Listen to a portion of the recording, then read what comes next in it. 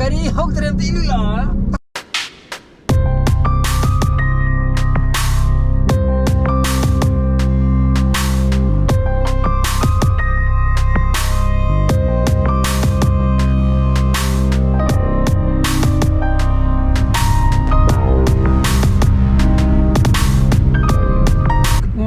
Welcome back to my channel. I'm my brain khala. Thenge tong adani pani thabak chanari bako ado jik nong ka chure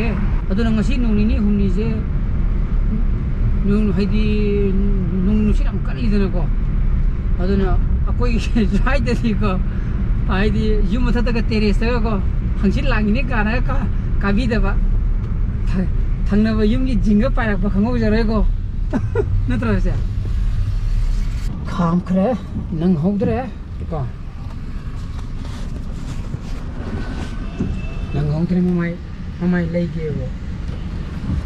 school da masi koi haide some meeting ha gadra agi lay better koi biology ki department join ko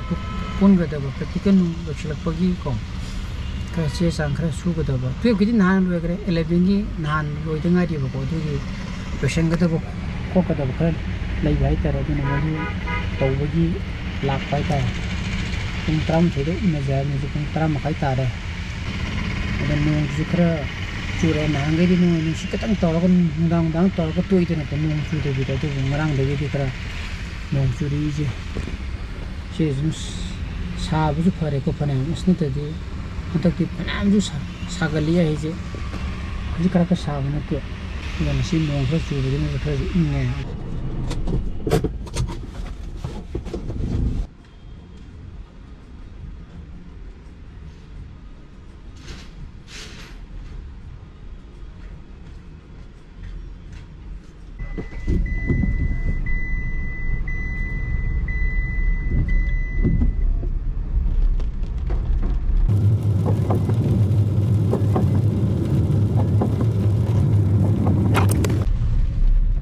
Ngalivini na kanata lakri duni ko.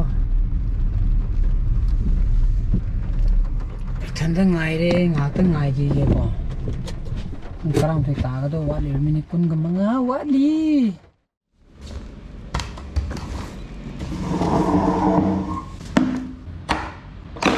Dana ini si puturi je haying di sanoba gi suti thai ba ko haying itle na. Adana suti ku madoina. Sana ba sappa gi plan ne ba gi je. Tapi macam di sangdre ko jika ka sana bujai to kana sana de ko kaji sana bai tare adana khum sin nap kine puturi ne hojik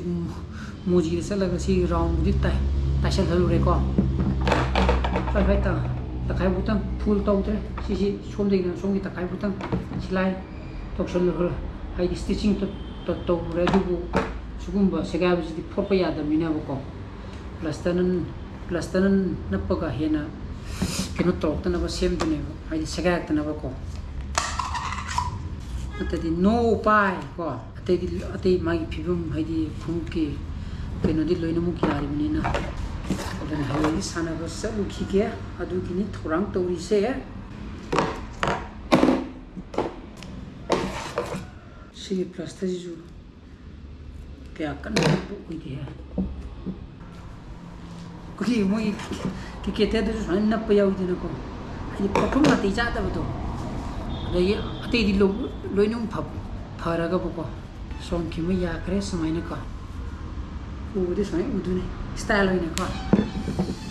atuka som de kre nap ko de lai ri chine left side ne ba ko left side ki si je chi di nap ta ba ya te ko no de sega ju sega de jo Haidi sana kuidi haidi right hand na sana mina ko sana to bakanda sana ko haidi khong je sana si khong oi ne si khong je ne ko sana chang bakanda ko si khong oi je si je sana sit ka ne ko khaga sum ching ga ne ma kha da dan si ching si sum tak pune si gi jaga swai gi area je sum sega ko hai tare adan swai sum sega ko na si sega ha ta na si nap ta ba ya ta ko yare ko Duna hayeng di sana ruki ke hayeng ka hamchik kadi gatar khani sida hay tak thore bas thak le ai Manipur porki ke ai Manipur sti adana numidang pung nipan henjengre saising tokna re pothana ra kanda mu ai nupi mu case la kre noren thongda adun case mu thin ando thimbiru gi ko ai thadaru ba friend thilapuna moina thilakada ba ko ai ma thada biru ge case la noren thongda pa thadar modum la ne 그 콩도 먹어도 버먹 동디야 그거 하 또 mấy thảo lắm ta nó phun nông bay này có lọc thua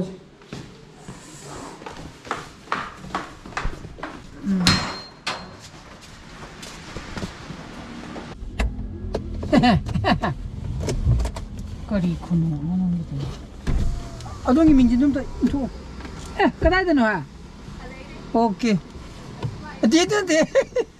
đây là đầy thuốc cái đó xem u đây cái này sẽ đâu xuống đó ya đây coi nụ start hold in here ya rồi gì coi vậy cái phụ kiện start hold in here rồi ở đây là coi bài cái gì cái bác cục thô có một tao hỏi lên làm lấy bơm mà phun được một thợ lục co ai đó một thợ là tụi ngang tụi mà tụi thà đó là tụi lá đó này ở đây là battery đi vậy bác cô bài cái gì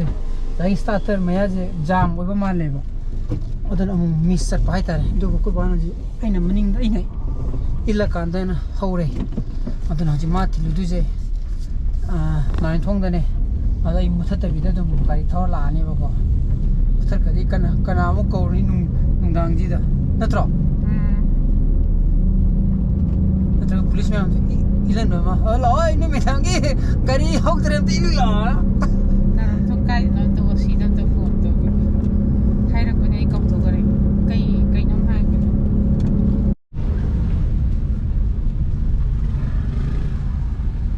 lane number 2 lane number 2 sẽ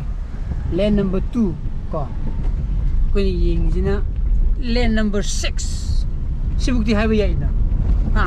하인 커버도 야 컴둘래 가지고 좀 들어 아이 블로그에 바깥에 커버는 하라니 좀 들어서 해야지 인디테일 하이웨이는 나때든 시디 아이는 바람 락 로라주 시디 레인 항이에 봐 레인 넘버 6 사이드에 봐 시딘 나 통으로 뭐 있나 나 통으로 뭐니 또 아이들아 신 ताई कुमार रंगने में चीज़ नहीं थोड़ी छोंगी वांग मजी नहीं बा उरबा तो उरबा other ला सोनिया हल्ले से वो तो दुनिया बा इन्हें मानते सी ताई कुमार लोगी ना बा असम सुरो वांग मजे सी उइदू रंगने बा सोनिया हगत के दो बा थोमान थोगा हगत के दो बाเลยมีเนี่ยसाहब मुई पुलिस के ना मेन रोड में मया दिन हाईवे है जुदी सीना हाईवे दूसरी कांदा ना ये मुई शुरू में लेन ना ये उरी बो लोटरे दा लेन नंबर क्या ना 2 ओए आम खाओ दे उरी दुम वाले दे से सिदी लेन नंबर 1 ला आनी इंजी पुलिस ले इंजी पुलिस ले कौन मैं ना भाई ना ओ सिले तो भेजी तो पुलिस ले से ओ सिले तो साइड सिले आई मैं ले रखे को ओ सो पांडो माले ओ दे आई ngai hor chakara ngai le nu kyang tu nu kham di ओ करे जी हन तिलो लोको ए चले अदुगा मैं आई की ब्लॉग यंग बिलो पकांददी सी की ब्लॉग से यंग पकांददी इन निमित की नुंदांग पर मने बको अदुना कोई नुसीरबा कोई मुस्लिम सिनना थोबिरगदी हैप्पी ईद मुबारक हाय कदरा आई खंद्रे बदना हैप्पी ईद अदुगा आई की ब्लॉग से मता इंट्रोडक्शन जरगे ब्लॉग पर थोगदी